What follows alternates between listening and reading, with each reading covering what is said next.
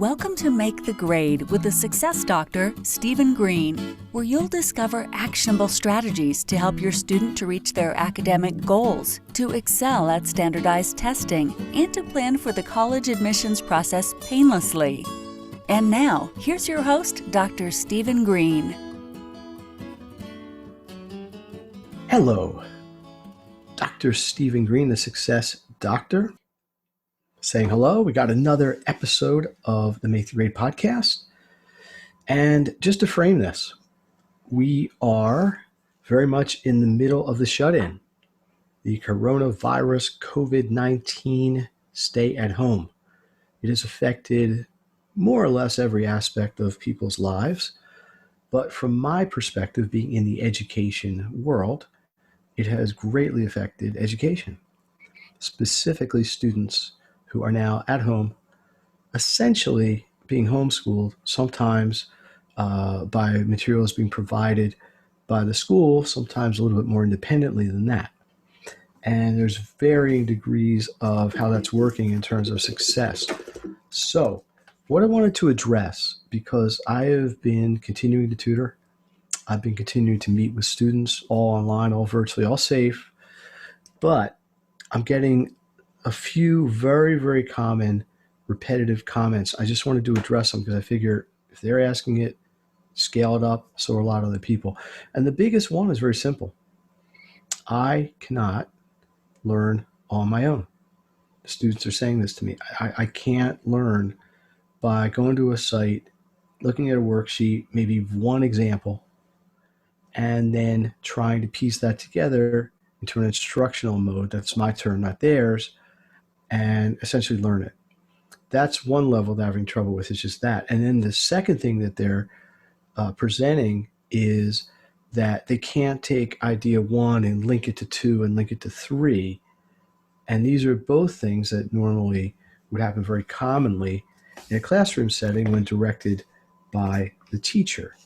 So I want to talk about some solutions, how I'm addressing this with some of my students, at least to the point that we can. Remember, this podcast and my community and everything that I'm trying to do is to provide actions that you students, you parents can take immediately, right in the middle of this podcast, right after, whatever, in order to maximize your education. That is the whole theme. It goes back to my book, and it's what runs through all these things I have to offer. So if the core questions are, I'm a student, and I think this is more of an issue with younger children, third grade, fourth grade, second grade, but I'm hearing it from 11th and 12th graders as well. So let's just assume to some degree, this is a problem everybody may have. So the operative question is, I cannot teach myself. What do I do? Okay. Now, there's an implication here that I want to just clear the air on right away, that if they can't teach themselves, is it because they're not getting good enough instruction from the web pages or Kami or Alexa, whatever system, Schoology, whatever system they're using? It would suggest that, but I don't want this to be an indictment of instructors. I don't want this to be an indictment of teachers. This was a big shock to everyone. The timing of it was very abrupt. So I'm not presenting this with the suggestion that teachers aren't trying to provide what they need. It's just on the back end, the students aren't getting what they need. So let's just talk about that. So number one, let's just think about what would work. Let's flip it. Okay. What do you need to help you learn? In some cases, people need examples. Some people need sort of a build-up. Okay, here's little idea one, here's two, here's three. See how they stack. See how they reinforce with each other. So the first thing I'm going to suggest that you do is you consider what would be needed for you as the student to be able to learn this. Do you need a certain type of presentation? Are you learning more visually? Do you need to see it? Do you need to hear it? Are you audio? Do you need to actually work it as a practice, kinesthetic? I would refer you back to the previous podcast on different styles of learning. I think it's number 10, 11. Probably should have done research on that, but hey, bigger fish to fry today. So think about number one, what would help you to learn? Do you need examples? Do you need 10 examples? Do you need a simple example a medium hard example, a medium hard example, then a hard example to build up? Do you need practice? Do you have to maybe learn a little bit, practice at that level, come back to the next level, learn some more practice at that level, and kind of step scale yourself up to it? How about the timing? That's another concern I'm hearing. I have all this to do. I only have so much time to do it. I can't get it all done in the time that I need. Okay, well, that's another issue. You gotta look at how you're budgeting your time. Now, if you are any sort of I use the word fan, subscriber, listener, participant in this community, you know time management is a huge piece for me. But I think I would sort of double down on this and say it's really about repetitive exposure. How many times do you have to look at the material in order to really feel like you're A, understanding it, B, having some level of mastery with it? And then you can ask yourself, what's a workaround? What's my alternative? Do I need to seek out a friend who maybe gets it, or a tutor, or maybe go off site and find a video somewhere that does provide them instructional material? I am here. My job, what I'd like my job to be, is to support and help those of you who are having these sort of challenges. But I want to flip it over and say, let's look at some of the silver linings. Okay, it's not a great situation. I don't think anybody's going to think this is look back and say how wonderful this was. But here's some of the things that may be positives. Number one is you can try to learn the material in a style that helps you. Perhaps you have a teacher that teaches style A and you learn best style B. This is a chance to kind of flip that around and try to learn and be exposed to the material in ways that are going to help you.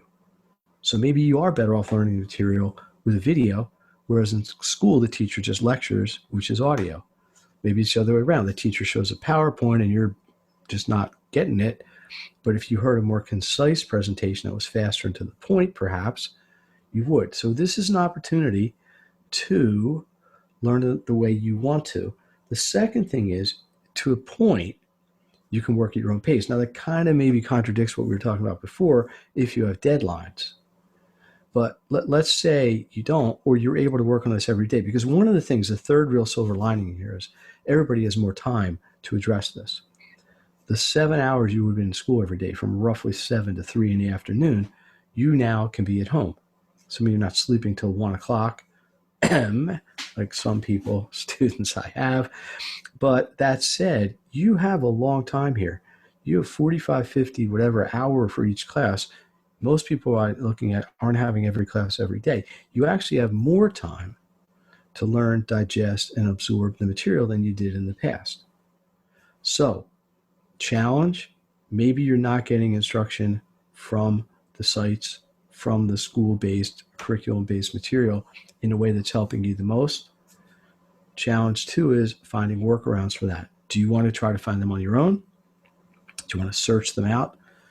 If you do, try to find ones that support how you would A, learn the best, and B, learn at the best pace. Your second option is to seek out professional help, like a tutor, like someone like myself, or membership in my community, where we get ongoing support for this every day already. So I think this is an interesting situation. Some people are thriving. Some people are really struggling. I think you have to look at your own personal challenges. What is an easy way for you to learn? What's a difficult way you learn?